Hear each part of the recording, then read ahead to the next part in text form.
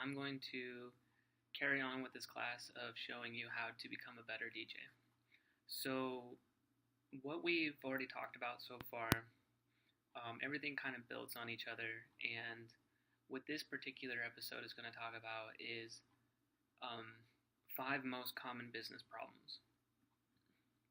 You see, there's a lot of confusion about DJing and money and running a business. So what's going on is, I think, generally speaking, that most DJs they don't know a whole lot about money. Some do, but some don't, for the most part. And so, what their main focus is the aspect of spinning or turning tables, spinning records, performing live. So that's their whole mission, is to do well there. You know, their focus, just like any other artist, shouldn't be to worry about other financial matters and like business. Yeah, if you want to, you can dive into that route. You can dive into a lot of routes. You can be a person with all.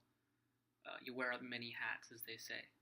So you can choose one of two things.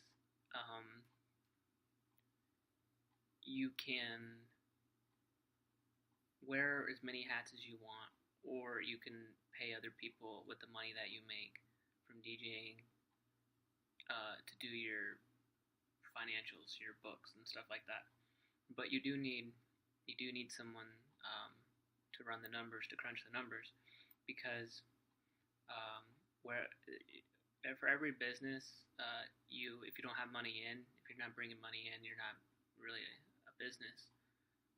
Obviously, there's some gray area there, but what I'm trying to say is money is what makes a business. So, in order to be profitable business, you need to have money coming in, and you need to be able to organize things in a way.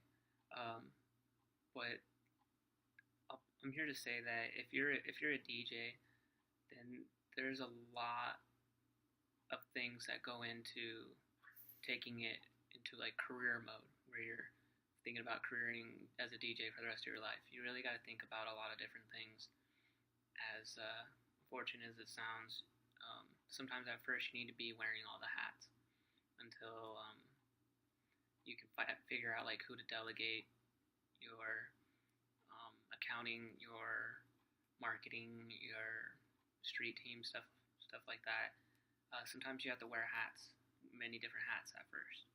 So that can be pretty stressful at first.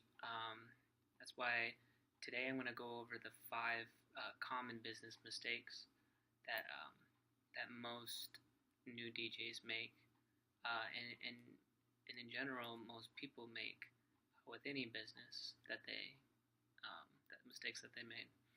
So these five mistakes that I'm going to mention to you are things that you should be thinking about, just in general. Don't think necessarily delegating, each specific thing to a specific business or service to help your DJing career take off. Think of it more or less your attitude towards life and every person that you come in contact with. Okay, so I have my little list here, and I'm going to just kind of go through each one of them and briefly talk to you about which one, like the who, what, when, where, why, and how of each thing, so that you can get a better glimpse, kind of perspective on your DJing.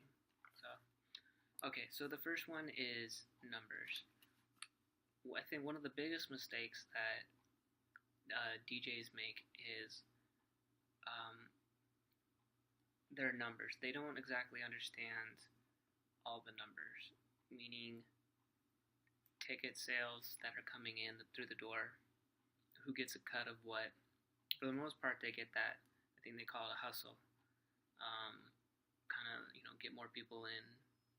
They understand that, but there's so much more to it. If somebody is taking an income somebody else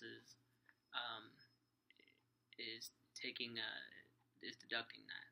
So there's so many different things to look at in addition to the the way the money flows through a particular event. So when it comes to the numbers, though, if you're thinking, well, Carl, I usually don't come up with much. I just have to get people in through the door.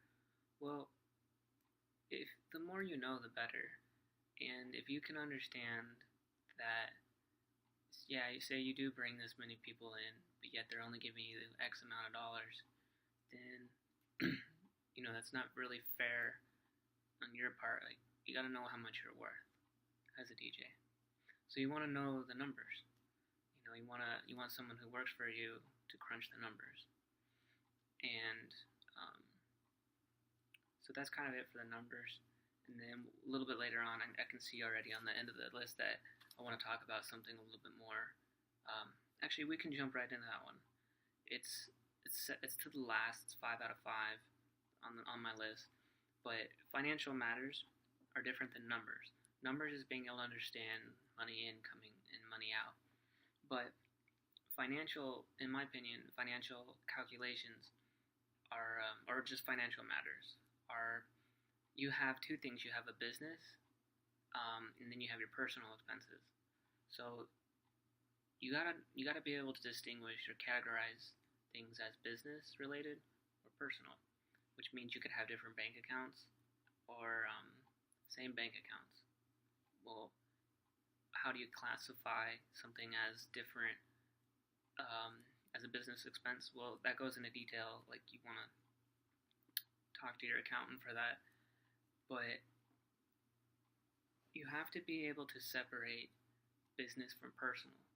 And I think one of the biggest mistakes that DJs do is when they're first starting, they think that everything that I made from my day job, not DJing, is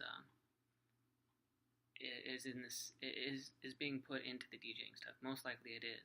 That money that's going from the DJ equipment came from their day job. So you can see there's a clash of expenses. And so what I'm here to say real briefly is that you need to have different accounts. If you're going to run your DJing stuff like a business, you need to have different accounts. One that comes in from your day job, and then you need just to have a savings account or something with that's called your DJ business.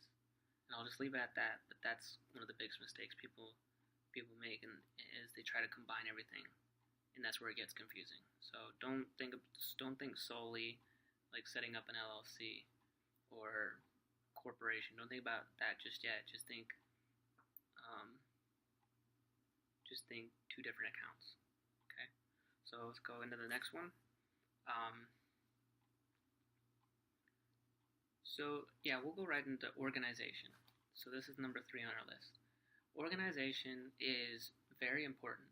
Okay, with the technology that's out right now, there's a lot of technology, and it can be confusing to have all these different applications that are going to somewhat help you organize and stuff like that. Like you have different calendar apps, you have different task management apps, you have different lists, and I think the list kind of just goes on, and so it's kind of hard to bring everything into perspective and get the most use out of it. So not every DJ is completely organized and stuff like that. So, but what you can do is you can always strive to better get organized, to get better organized, and doing that means just kind of keeping track of expenses for one, keeping track of what dollar amount you're spending on equipment, stuff like that. Just keeping track of clients. I know clients to you might mean, well, heck, Carl, that sounds fancy, but think about it. Client is just another word for someone who buys stuff from you. Like, let's see here. Like, you have the DJ thing, and then you have people who are listening to your music and buying your music. or just listening to you spin. They're clients. So you want to nurture. Oh, I jumped a little bit ahead of myself. The organization thing though, but you want to keep track of those people is what I'm getting at, and just keeping a log of who they are, like email addresses, and just kind of getting a little bit organized with what you're doing. So I know that's kind of some gray areas, so let me try to help you out the best I can. We only have a little bit of time left, but just some of the things that you can get a little bit more organized in your daily life is having a routine. If you have a routine, that always helps. Also, I already mentioned the contacts, having a contact management system where you manage all the contacts that you meet. I'm going to give you one more, organization.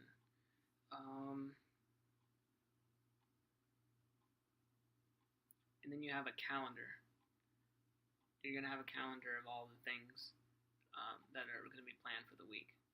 Alright, so let's jump into the next one, because like I said, we're limited on time here. Okay, so, alright, yeah, nurturing existing clients. So they say it's easier to keep an existing client or fan than it is to acquire a new one, which is absolutely true.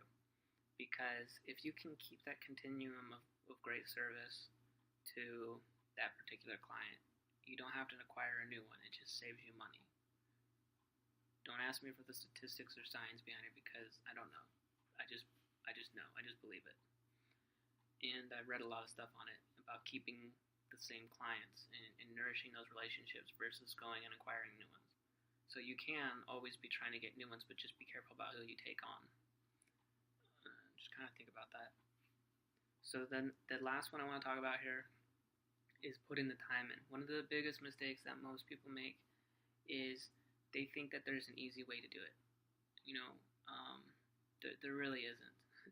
I'll be honest with you. The only way to get ahead, yeah, you can be like all marketable and stuff like that, but honestly, speaking in general, guys, person, whomever, it's hard work. That's all it comes down to is how bad you want something. And I think one of the biggest mistakes that people make is they go in thinking that there's an easy way, like, oh, you made it, how'd you do it? Yeah, you can ask that, but more than likely, positively, they worked really hard at what they did, and it was very lonely and stuff like that. So just think about that. That's kind of the list of the common mistakes that people make, DJs make. So stay tuned because we're going to continue to talk about not only how to become a DJ, but to become a better one. So stay tuned, alright?